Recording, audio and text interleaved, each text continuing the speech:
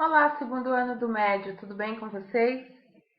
Nós estamos vendo um conteúdo muito interessante que é o barroco, ele está presente na literatura também, e é importante que vocês realizem esse paralelo que neste momento no ensino médio vocês conseguem fazer a relação da disciplina de artes tanto com a disciplina de história quanto com a disciplina de literatura. É interessante que artes ela entra no Enem nas competências, né, exigidas tanto nas linguagens quanto nas ciências humanas. Então, ela até passa pela filosofia e sociologia algumas vezes. Por isso que frequentemente a professora ela pede para vocês fazerem essa relação com os outros conteúdos para que vocês se habituem a resolver esse tipo de atividade cobrada no Enem. Eu trouxe para vocês na semana passada um pouquinho sobre Caravaggio. A gente fez a introdução do Barroco.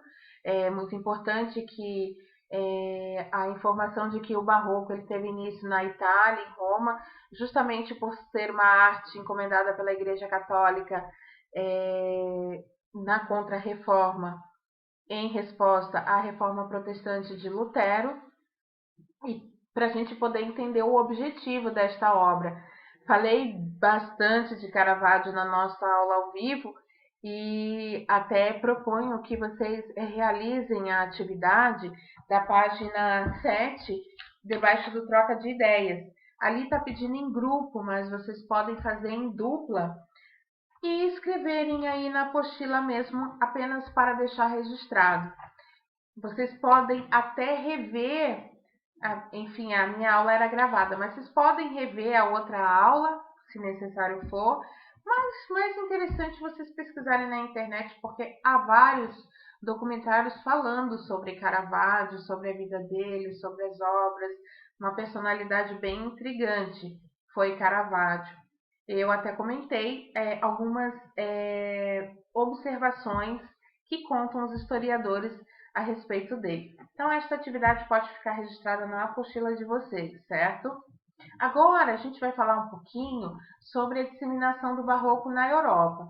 Então, nós vamos dar um pulinho na Espanha e falar sobre Velázquez. Velázquez, ele era um artista que foi ali, ele se encantou ali com as características do barroco. É importante a gente saber que no século XVIII o barroco ele vai ali disseminar na Europa e por conta disso ele chega nas Américas também. E aí vocês vão saber na disciplina de literatura como foi os registros das nossas primeiras obras literárias. E o Velázquez, ele já tinha como característica artística das obras dele uma representação. Ele representava muito bem a figura humana e também os sentimentos. Então ele já tinha essa característica e a gente sabe que o barroco ele vai dar importância aos sentimentos, à subjetividade humana, a questão da nossa ambiguidade, o lado bom e mal.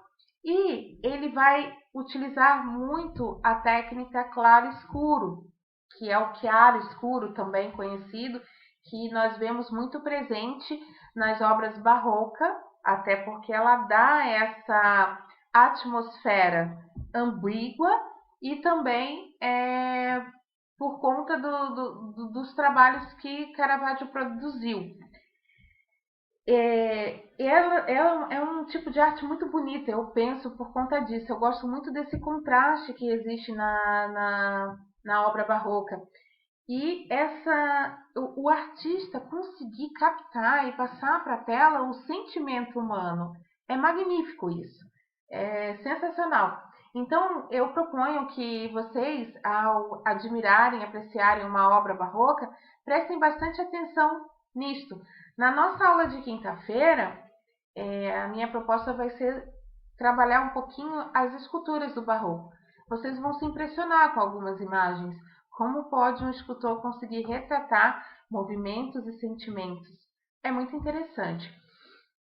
E, dando sequência nas páginas 8 e 9, no material do positivo, da apostila que vocês têm em mãos, tem uma análise da obra de Velázquez, toda detalhada, propondo que vocês foquem em detalhes da obra. E também tem uma informação logo abaixo falando do trabalho de Picasso em relação à obra de Velázquez. O que Picasso fez? Ele fez 44 obras, todas baseadas na obra As Meninas de Velázquez. É uma obra rica em ritmo, ele intensificou, né, nesse trabalho dele, e inclusive as 44 obras elas estão expostas juntas no museu, porque, segundo Picasso, a pessoa só consegue entender esta obra quando as vê juntas. Então, por isso que essas 44 estão expostas juntas. Até a atividade da página 9 propõe que vocês analisem tanto a de Velázquez quanto a de Picasso e tentem anotar observações do que você vê de semelhança e de contraste dessas obras. Só um detalhe aqui, Picasso, ele é um artista modernista, e o modernismo, que vocês se aprofundarão no terceirão, ele é uma vanguarda artística, um estilo que vai romper com os padrões vigentes da época. O modernismo ele vai dizer assim, não, arte não é só o que a Academia de Belas Artes dita ser arte. Então, eles vão fazer a ruptura completa com os padrões que até então existiam. E aí esses artistas eles vão inovar, eles vão ousar, eles vão ser extremamente extravagantes e provocar, principalmente. Se essas vanguardas elas têm o objetivo de romper, ruptura, a palavra que a gente determina o modernismo, imagine que eles não fariam provocações. Dentro do modernismo, tem várias vanguardas que são chamadas as vanguardas europeias. Nós temos surrealismo, abstracionismo, e dentre elas temos o cubismo de Pablo Picasso. Ele é um mestre cubista, ele é considerado um mestre cubista. Então, daí por si só, essas duas dicas que eu falei, um pouquinho do modernismo e já com o que vocês conhecem do barroco, vocês já vão conseguir identificar alguns contrastes. A partir disto, a professora propõe que vocês produzam uma releitura desta obra de Velázquez. Acontece que, na minha proposta, vocês trarão esta obra para os dias atuais. Na página 9, abaixo da obra de Picasso, está ali, ó. Observe a pintura As Meninas e uma das obras de Picasso. Vocês podem trocar ideias entre vocês, com os colegas, eu sei que vocês têm um grupo, conversar, pode combinar de juntar com quem você tem mais afinidade, para vocês poderem trocar ideias de como produzirão esta releitura. E vocês vão produzir o de vocês, mais inspirado na de Velázquez. Só aqui vocês retratarão a nossa época. Então, o que poderia... uma dica aqui da professora. O que mudaria numa releitura das Meninas para a nossa época? Bem, nós não temos o mesmo mobiliário. Os móveis que nós utilizamos hoje em dia são totalmente diferentes. Hoje, se nós formos desenhar um retrato de uma sala, a gente vai se deparar com TV, com equipamentos eletrônicos, coisas que não existiam naquela época, óbvio. A questão das cores também seriam diferentes. A questão do vestuário, muito importante. O vestuário, na realidade, ele caracteriza as épocas. Então, esta releitura baseada na obra de Velázquez, vocês vão produzir, mas trazendo para os nossos dias. Ela não precisa, releitura, turma, não precisa ser idêntico. É por isso que a professora trouxe esta obra junto, uma ao lado da outra, a de Velázquez e uma das obras de Pablo Picasso. A minha sugestão é que vocês pesquisem na internet as 44 obras de Picasso e que leiam um pouquinho sobre ela para que vocês consigam ter uma ideia melhor de como vocês executarão a obra de vocês. Quem desejar fazer arte digital, eu vou permitir, porque eu tenho alguns alunos aí que já estão produzindo arte assim. Quem desejar fazer com guache em tela também, muito legal. E os demais podem fazer em seus cadernos de desenho. Eu vou deixar o prazo para esta atividade no material de apoio, mas é para a semana que vem, certo?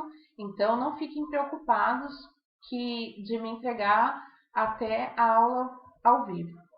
Na nossa próxima aula ao vivo, nós vamos conversar um pouquinho sobre a presença do barroco nas esculturas e também na arquitetura.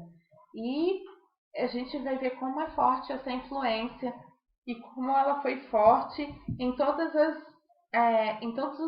os ramos da arte, tá? Em todas as facetas da arte. Aproveitem, porque esse é um trabalho muito legal de executar e aprofundem-se sempre que eu dou essas dicas de estudo. Eu vou deixar nesta aula, para que vocês façam aquela atividade que eu pedi na apostila, um documentário que eu acho bem interessante, que é do Caravaggio, e ele é curto. Penso que vocês gostarão de assistir, tá certo? Até quinta-feira, nos veremos e cuidem-se, bons estudos, leiam bastante, aproveitem bem o tempo de vocês. Beijos no coração. Até mais!